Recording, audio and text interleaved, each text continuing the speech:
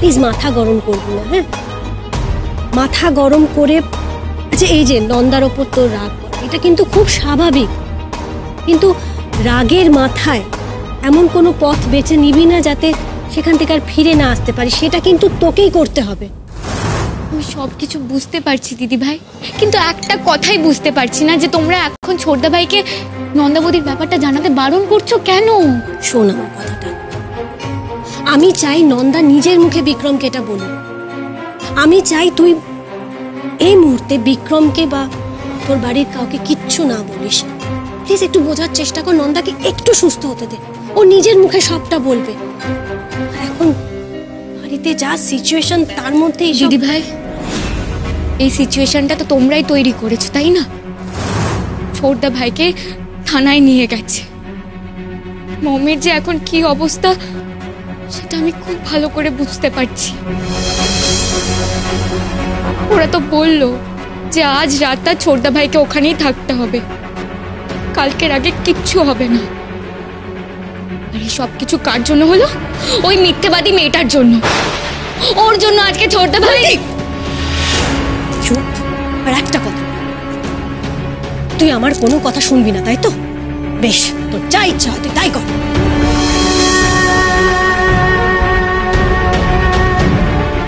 যে যাই বলুক না কেন, ওই নন্দা চ্যাটার্জির সঙ্গে এক ছাদের তলায় আমি কিছুতেই থাকবো না। It's my promise.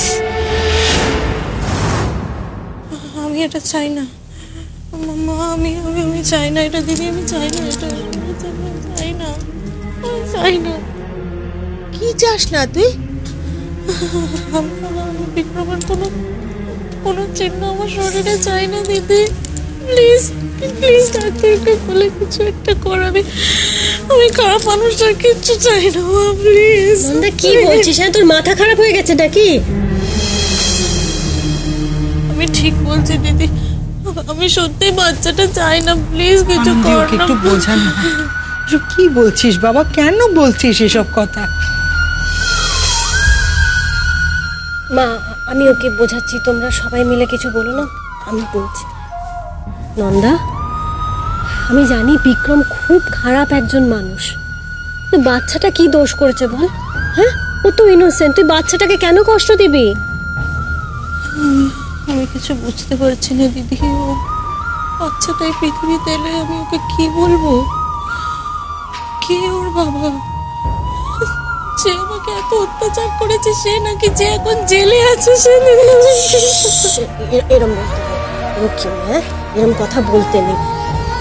আচ্ছা জানিস তো, যদি বাচ্চাটার উপর সব থেকে বেশি অধিকার কারোর থাকে সেটা হচ্ছে তার মা, মানে তোর। হ্যাঁ, সেই অধিকার তোর কাছ থেকে কেউ কেড়ে নিতে পারবে না, বিক্রমও নয়। আমার মাথার কাজ করছে না দিদি, এমনিতে আমার জীবনের প্রতি এইসব হচ্ছে, এত ঝড় তারপর এই বাচ্চাটা আমি চাই না। নন্দা, এত এত চিন্তা করিস না, সব ঠিক হয়ে যাবে। তুই একটু রেস্ট নে তো, প্লিজ একটু রেস্ট। হ্যাঁ আনন্দে, ওকে একটু শুইয়ে দে, একটু ঘুমোক বড়। আস্তে আস্তে আস্তে আস্তে আস্তে চলো বাবা, পাটা ওঠো। বিক্রম জেলে, বাচ্চাটা আমি কিছু বুঝতে পারছি না। হ্যাঁ, তুমি একটু কাছে কাছে থেকো, হ্যাঁ, একটু চোখে চোখে রেখো। হ্যাঁ, আমাকে একটু একা ছেড়ে দাও প্লিজ, একটু একা থাকতে চাই। কেন একা থাকবি কেন? আমরা তো সবাই। পিসিমা, আমাকে একটু প্লিজ একা ছেড়ে দাও। আচ্ছা আচ্ছা ঠিক আছে, আমরা সবাই চলে যাচ্ছি, কিন্তু আনন্দী তোর কাছে থাকবে, ঠিক আছে?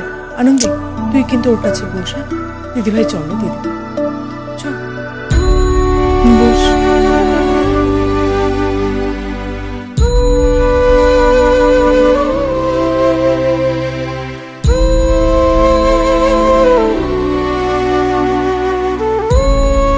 দিদি বিশ্বাস কর, আমি প্রমিস করছি আমি কিচ্ছু করবো না।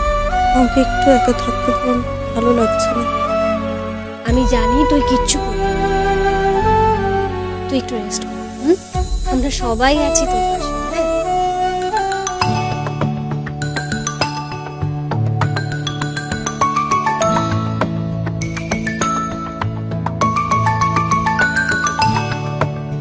অনুপম? হ্যাঁ ডাক্তারবাবু বলো, তোমার পেশেন্ট কেমন আছে? পেশেন্ট তো ভালো আছে, কিন্তু কিন্তু কি? ডাক্তারবাবু ভালো নেই। কেন? ডাক্তারের কি হয়েছে? ডাক্তারবাবুর একটা রোগ হয়েছে, মিস ক্রনিক্যাল। মিস ক্রনিক্যাল? এটা আবার কেমন রোগ? এ কি, তুমি এটা জানো না?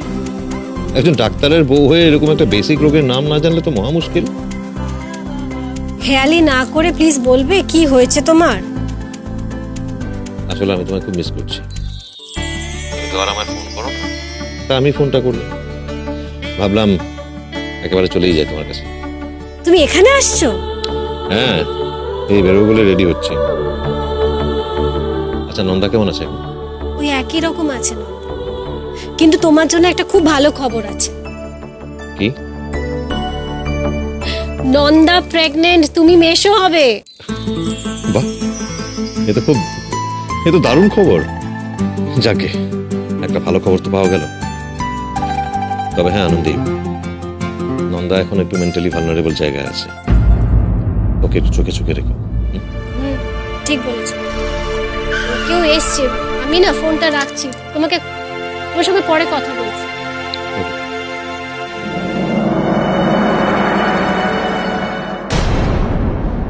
কি আনন্দের খবর! হ্যাঁ, বাড়িতে একটা নতুন প্রাণ আসবে, আমাদের কতটা দায়িত্ব বেড়ে গেল বলতো। হ্যাঁ রে, দায়িত্ব তো বাড়বেই, তা নিয়ে কোনো অসুবিধে নেই। আমরা তো এতগুলো মানুষ আছি, দেখবি আমরা সবাই মিলে নন্দার বাচ্চাটাকে ঠিক বড় করে তুলব। আমরা একটু আসতে পারি?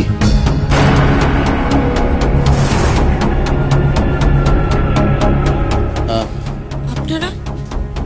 মানে আপনাদের সাথে একটু কথা ছিল আমাদের।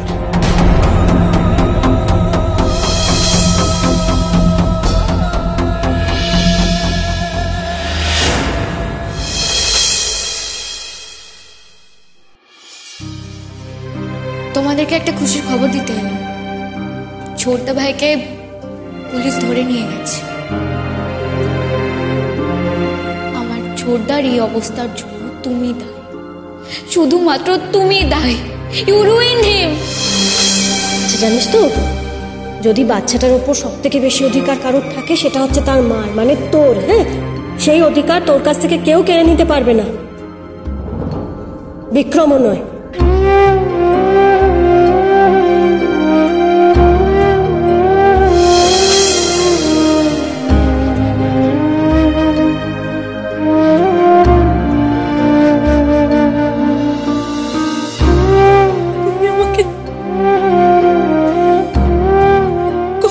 ভালোবাসেনি বিক্রম, কখনো না। কেন?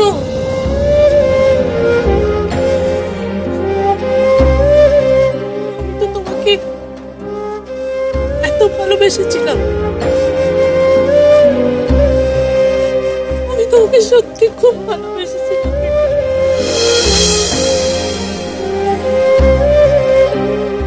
সেটা ইনাফ ছিল না আমাদের জন্য।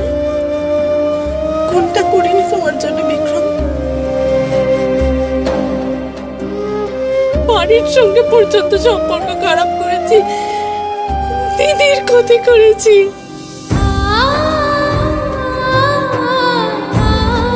আমার একবারের জন্য মনে হলো না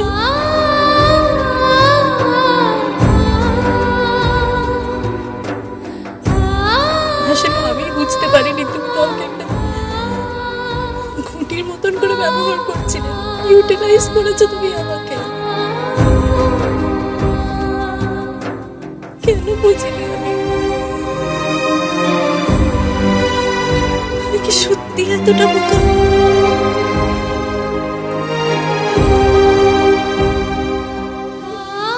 পারছি না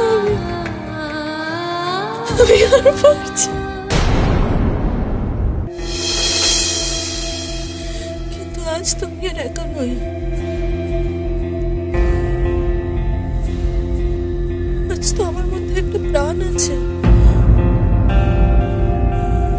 আমি কি করব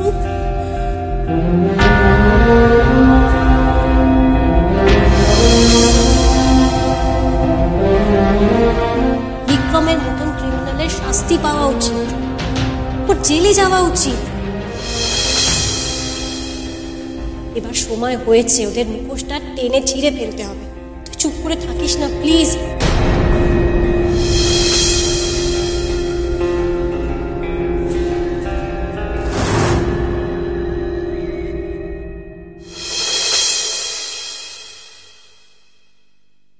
আপনাদের লজ্জা করে না?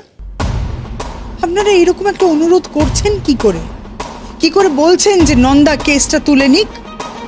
হ্যাঁ, আপনাদের ছেলে, আপনাদের বড় ছেলের বৌমা, এরা দুজনে মিলে দিনের পর দিন নন্দাকে যা অত্যাচার করেছে, তারপরে আপনারা বলেন কি করে যে ওরা কেসটা তুলে নেবে?